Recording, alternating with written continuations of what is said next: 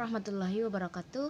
Perkenalkan, nama saya Nur Destriani dari Prodi Ilmu Politik kelas A angkatan 2022.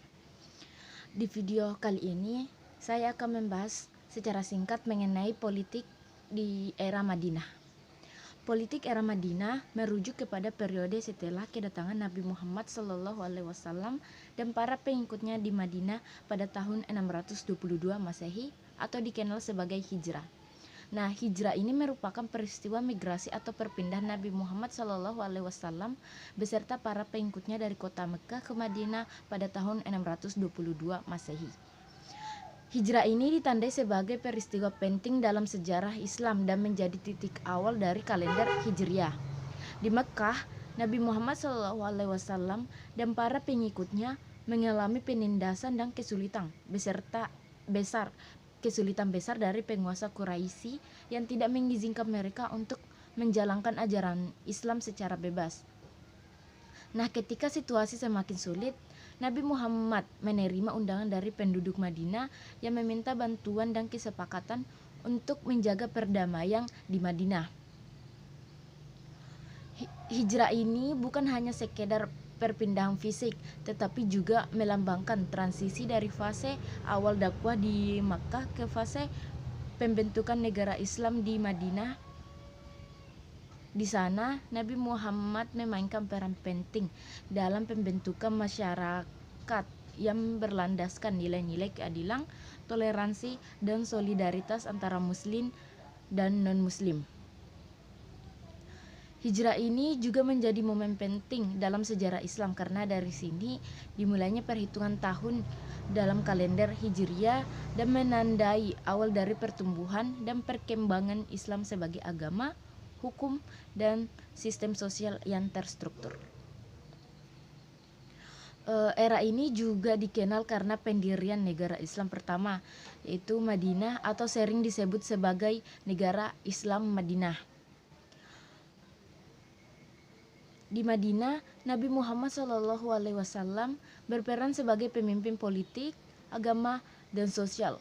Beliau mengatur perjanjian antara suku-suku Arab yang tinggal di sana, termasuk kaum muslimin dan kaum non-muslimin. Perjanjian tersebut yang dikenal sebagai Piagam Madinah atau Perjanjian Madinah. Nah, Piagam Madinah ini menandai pembentukan negara Islam pertama, yaitu Negara Islam Madinah, seperti yang saya sebutkan di awal tadi. Nah, Piagam Madinah ini mengatur hubungan antara suku-suku Arab dan suku Yahudi di Madinah, termasuk kaum muslimin dan non-musliman. Nah, Piagam Madinah ini juga membentuk dasar bagi kehidupan bersama di Madinah dan menetapkan prinsip-prinsip dasar pemerintahan, kebebasan beragama, perlindungan hak-hak individu, serta kerjasama di antara komunitas yang berbeda. Dengan Piagam Madinah ini, Nabi Muhammad SAW membawa kedamaian di antara suku-suku yang saling berselisih sebelumnya. Piagam Madinah ini juga menetapkan prinsip-prinsip keadilan, hukum, dan tanggung jawab sosial, serta memberikan landasan bagi pembentukan negara Islam yang memperhatikan hak-hak dan kewajiban semua warganya, baik itu warga muslim maupun non-muslim. Piagam Madinah ini juga menandai tonggak bersejarah dalam perkembangan politik Islam, karena merupakan contoh awal dari konstitusi atau perjanjian tertulis yang mengatur kehidupan sosial dan politik di negara Islam pertama.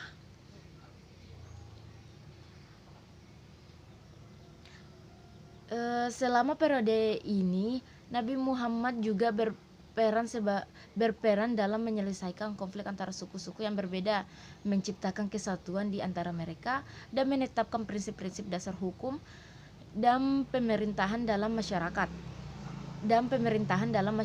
Islam awal.